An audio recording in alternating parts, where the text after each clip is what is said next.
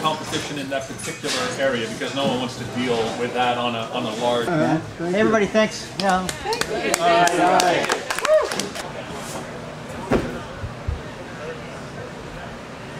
Make sure you buy it from a place with price and demand. Yeah.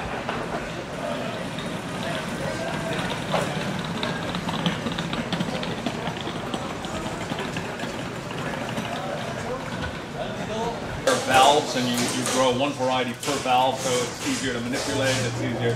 So there are a lot of advantages to growing few varieties and large quantities just from a production standpoint. But our advantage is that we can do all those particular orders, and that's why they call us instead of the competition. You have, there are jobbers that sell flowers, or? And you're facing some stiff competition from South America? South America is not too much in the Gerbera. Roses, of course, have gone pretty much to South America, Colombia and Ecuador. But Gerbera are kind of an animal on their own as far as just, they need a lot of room, right? You can just imagine roses, right? 25 roses. That's in an area this big, right? Look at 25 Gerbera. I mean, this is 20 Gerbera right here. So you're looking at a lot of room, and it's expensive freight-wise. And fortunately, they are far enough away where that is an issue. So Do they need to be kept cool? They do need to be kept cool. These are actually, this is a new water pack that we kind of developed along with my brother. So these are actually shipped in water, and those are the packs that you see right there, sitting there. You can see the white carpet up against the wall in the back there. It kind of looks like those, you know, well, the cones, right? They call those that you put in the freezer with popsicles, right? Oh, yeah.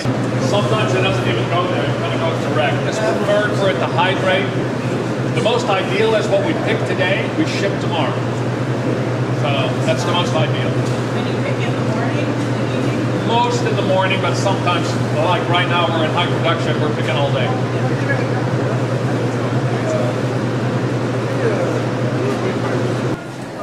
No, it'll close on that. Look how deep. Yeah.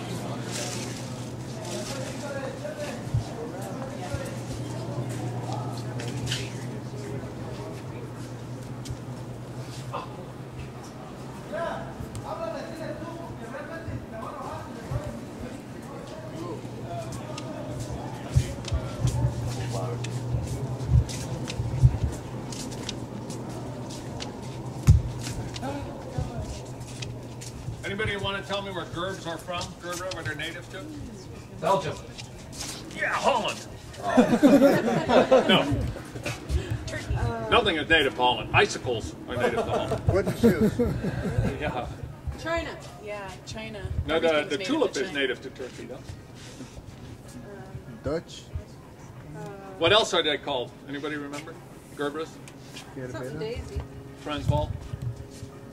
Transvaal, South Africa. South Africa. Oh, South It's Africa. native to South Africa. So, and a German guy.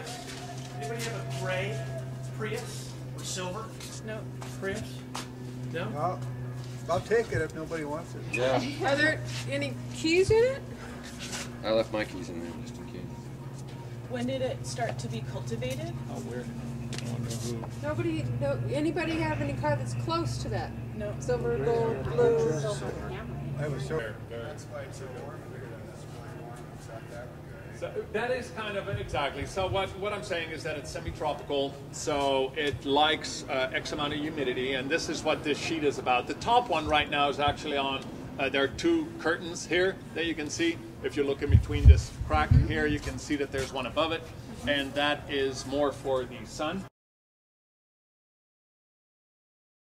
Methyl bromide if you're going to grow them in the soil, at least on a large, right, on a commercial basis.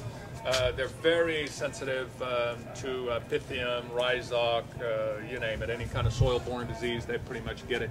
So we had to change. We started in 1994. It was our first greenhouse, and we've got about 6 ranges here, and I figured, well, by the time we get to the year 2000, we should have all of them done. It was so successful that we actually sped everything up and went a little bit faster. One of the obvious advantages is that instead of picking flowers down here, the guys are picking flowers here. And the Latinos being a little bit shorter than the Dutch, you know, they actually are even a little closer to the crop. So, what kind of medium is this? So the medium is rock wool. This is kind of what that looks like. Okay. So basically, it is inert material. It's basalt rock. It is. You can kind of see. Looks very similar to insulation. Right, because insulation is usually, of course, fiberglass. They actually have glass wool as well. This happens to be rock wool. So, and it is, it's a great material. I mean, it is, Grodan is the manufacturer. There are two, there's Grodan and Cultilane. Grodan probably being the largest. Basically what they've done is they take this rock, this basalt rock, and they spin it, kind of like cotton candy.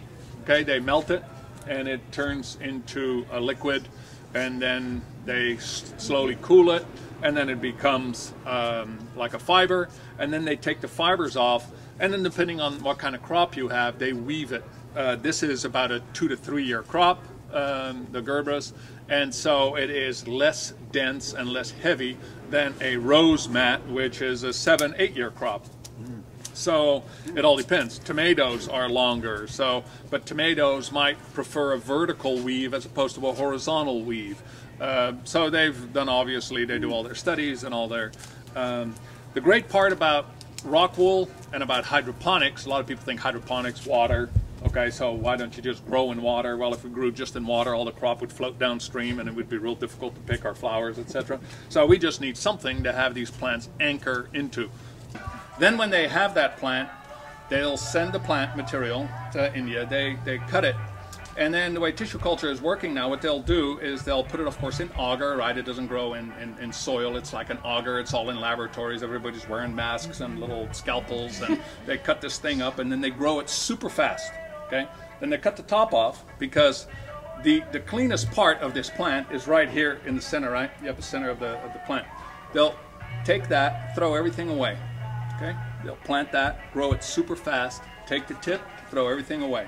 And what they're actually doing is they're outgrowing any kind of virus that might be in the plant. They've even done it with flowers that are really popular, and for some reason they've got a virus in there. They'll just clean it up that way. They'll just clean it up, and all of a sudden it's kind of like you got your flower back, your original, and it's...